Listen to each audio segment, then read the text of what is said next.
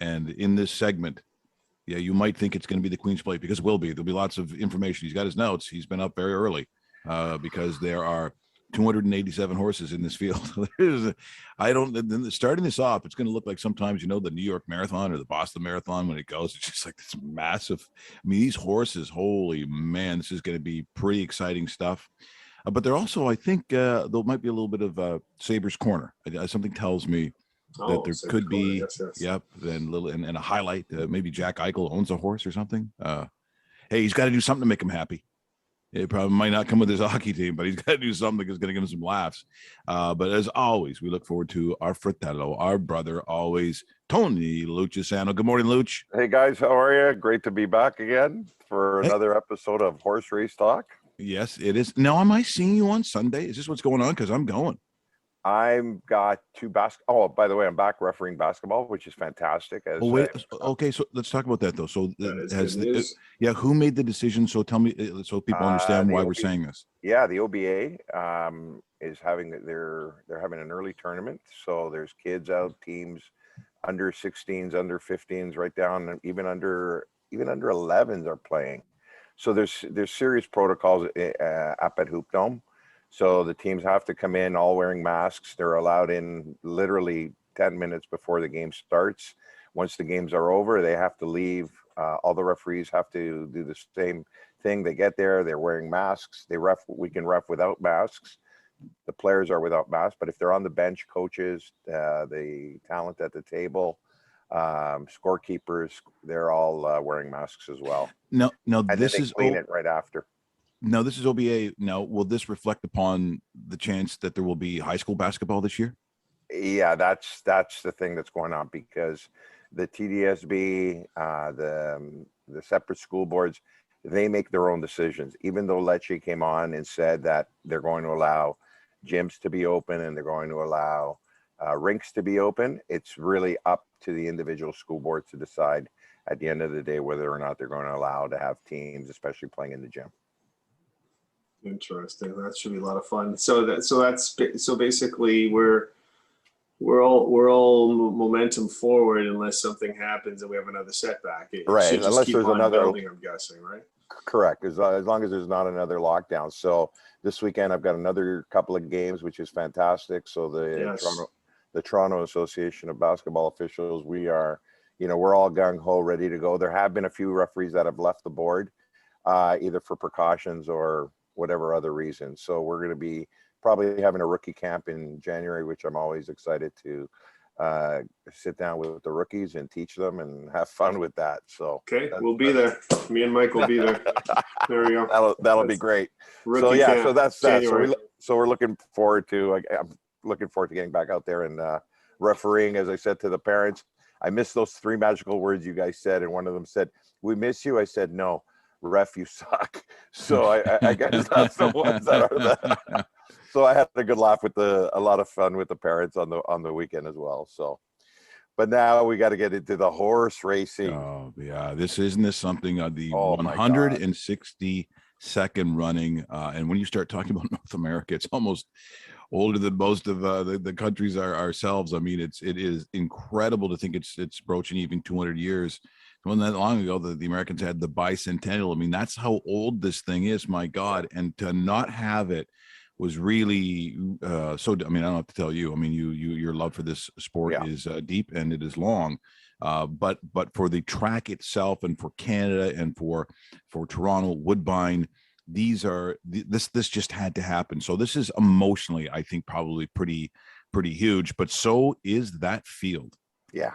It's a huge field. I mean, originally they thought, listening to Jim Lawson, obviously, up at Woodbine, and I'm really pumped to have Jason Portwando. Like I said, it'll be great to hear Porty speak, because I got to play baseball with him and know him fairly well over a couple of summers ago, and I sent him a text. And we always have this little game where who gets the most right when we pick our winners. So, and he married a Calabrese woman. So did he? Calabrese? Calabrese. So it can't be that bad of a guy. So I'm looking forward to hearing him. But as I said, Mike, we're still going with 13 horses this weekend. And, Weyburn, which was a horse that was supposed to run, who only ran 3 weeks ago down in the U.S., has decided to bypass it. So that really opened up the field quite a bit. So it to me, this one is one of the biggest wide open. It's a crapshoot. You're going to get some great odds, and you can make some good money this weekend. I really believe that. Let me go out on a limb and say, is it possible that one of the Attard family connections will win? They've got enough horses in it. Oh my God, right? I mean, even the favorite's owned by a 17-year-old Attard. Yeah.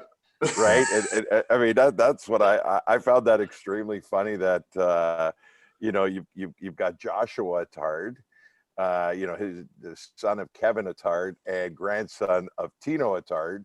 They've got the morning favorite, Keep Grinding, at what I call a lukewarm 4-1, right? And I mean, listen, Keep Grinding. It's a great horse. There's nothing absolutely wrong with this horse, and it could win. But I'm going to play again. I'm going to make a stand against them for sure, right? But I like your that Attard could be there. They've got a few horses in this race. They got a couple, yeah. Yeah. So the question now becomes, who do I like? I mean, like I said, it's wide open. But I can give you guys some horses that I think that you'll get at fairly good odds. My number one pick will be a horse called Tidal Forces, and again, I like this horse because it's won its first few races. Last race it came in 5th, but it beat a horse by the name of Harlan Estate, which is pretty good, and the Wunderkind horse, which was Keep Grinding, and he's the favorite, and I'm getting Tidal Forces on a morning line of 12-1. So I'm going to make a stand against Keep Grinding and go with Tidal Forces as my first pick. And I was sitting there, guys, and I'm sitting there going, okay, do I take Tidal Forces, or my second place horse is a horse by the name of Riptide Rock, right? And he ran an incredible race at 6 furlongs. And to me, he has what I call an explosive turn of foot. He stalks very nicely, and then he loves flying. Like he was stalking on the inside. He didn't find a hole. He pulled the horse back, took him to the outside, and at a short distance, 6 furlong, to have that explosiveness in the last furlong really impressed me. So I figure he'll get the 2 turns easy, and he's another one that I think it's going to be between those 2 horses. Those 2 I like. No, let me just stop you there. Yeah, for people who are listening. So the 6 furlongs that the horse has been, like, for the race itself, how much longer and how difficult is it for a horse to go beyond that distance? That, like, what is it that you're sort of weighing? Sort of like a guy who runs the 100, and then you put him in the 200. All of a sudden, it changes. You've got a great point. I know what you mean, Mike, and it is very similar to having a sprinter basically running I wouldn't say a marathon, but at least a 1500, right? So it is a big change. However, some horses are just built for both. They're stamina horses and they're sprinter horses, right? Some of them are just sprint horses. Some of them are long distance horses, right? That won't do well in sprint because it takes them a while to get going. But I think this is the kind of horse that can run sprints and can also run, like I said, 1.25 miles is the same distance as the Kentucky Derby. So I think you've got a horse that is very versatile in Riptide Rock. So, and go ahead, Dave. No. Continue. No, the last thing I was going to say is the horse that I like is Dance Some Mo, which is a really good horse. Again, the one thing I like from Dance Some Mo is that, again, another real versatile horse that I think can do really well. He's won 3 out of 5 races. So that to me shows that he knows the winner's circle. And I love horses that have been to the winner's circle, especially multiple times in a short career, right? So that those are the 3. Another horse you got to look out for is Money for Row. I mean, that's the female in the that's the filly in the game.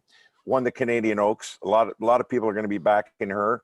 It's not like fillies haven't won the Queen's Plate, considering there was one in 2017 named Holy Helena, one in 2018 named Wonder Godot. So the fillies, and these are your previous Oaks winners that can come off and pull off upsets for sure. So I think she'll be backed as well.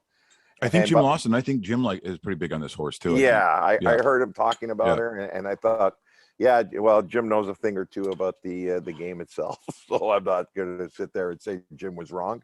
That's for sure.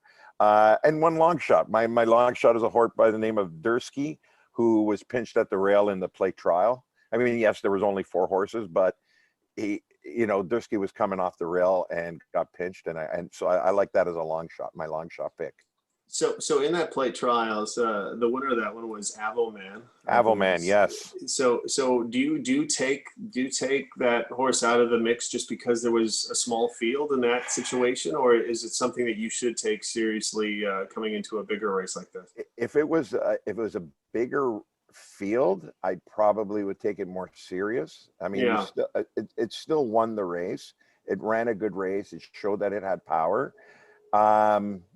It's a feeling that I get when I watch the race. I watched that race probably 3 or 4 times when I was doing my handicapping, and it impressed me, but it didn't impress me enough to say, okay, you know what?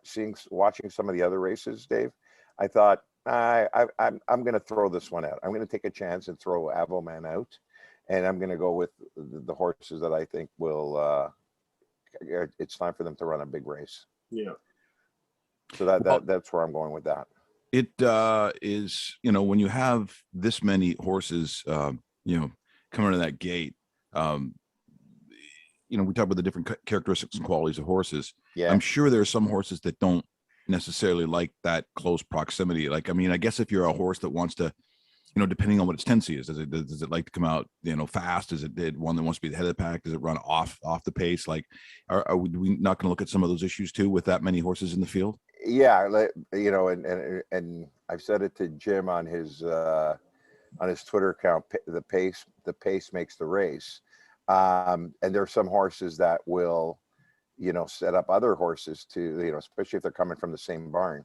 So they'll get a speedster to go out there and keep their favorite that they think is going to win off the pace, so that you're going to try to suck in other horses to go up with the pace with you and tire them out. So again, that all comes into the strategy of the race with the trainer and the jockey on how you want to run the race.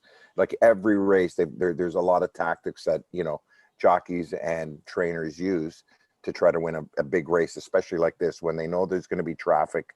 So the question is, you pull the horse back, do you feel comfortable with him in the middle of the pack, or is he going to be really skittish? So sometimes, you try to take him out to the front, see if he can slow down the pace, and then try to steal it on the front end, which has happened many, many times. You'll try to slow down a pace. And when you get quality horses who slow down the pace, you could steal races. I've seen, long shots steal many, many races because they've slowed down the pace enough where they've got enough juice left for them coming around the turn.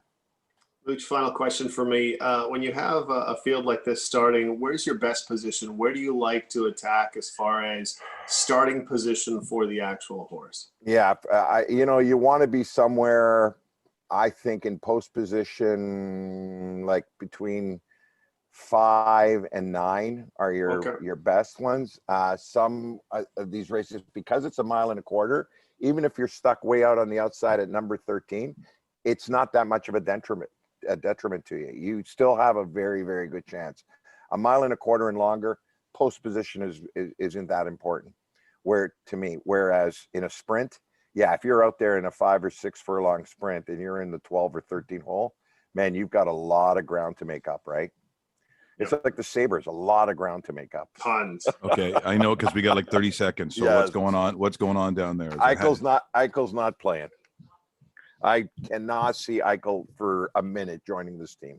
I think he's going to wait for a great offer, and I think he's going to get it from the Rangers. Oh, wow. That's my prediction. That's another one of Lucky Luch's live long shots. I got Eichel, the chance. No way. No, I say he goes to New York and they get a couple of great pieces, including the goalie. Well, I'll tell you, as you would say in your commercial, including the goalie. Including the goalie. That's right. Hey, by the way, this season we're going to Buffalo for a game, though, right? I'd like to go to at least one with you guys. That would be we can hilarious. go, because I like going to Buffalo. I'm one of the guys that actually likes Buffalo. Hey, don't tell my wife. Maybe we'll even have wings. Oh yeah, don't worry. Don't worry, I'll keep this between us. Don't tell Yeah, Sandra. yeah. Don't tell Sandra. So am I seeing you Sunday? I hope so. I'm taking the Yeah, I'll family's going? probably be there in the afternoon. Yeah. Okay, I'll definitely shoot up there. Where you just, I'll text you when I'm there. Yeah, we'll figure something out. And we'll figure something out. Yeah. Hopefully I'll get to meet Jim finally. Yes. And obviously I'd love to run into Porty. What time is Porty on? Is it 8:40?